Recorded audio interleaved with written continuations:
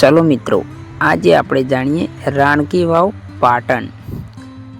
ગુજરાતના પાટણ શહેરમાં આવેલી એક અદ્ભુત પ્રાચીન સોપાન કુંડ, જેનું નિર્માણ 11મી સદીમાં સોલંકી વંશના રાજા ભીમદેવ પ્રથમની યાદમાં ઉદયમતી દ્વારા કરવામાં આવ્યું હતું.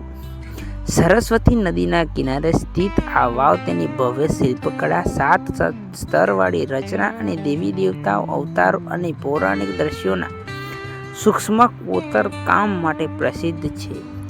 રાણકી વાવને માત્ર પાણી મેળવવાનું સાધન નહીં, પરંતુ એક ભૂગર્ભ મંદિર તરીકે રચવામાં આવી હતી, જે પ્રાચીન ભારતની કલાત્મક અને વૈજ્ઞાનિક દૃષ્ટિકોણનું ઉત્તમ ઉદાહરણ છે. જેની અનોખી રચના અને ઐતિહાસિક મહત્વને કારણે યુનેસ્કોએ 2014માં તેને વિશ્વ વારસા સ્થળ તરીકે જાહેર કર્યું હતું.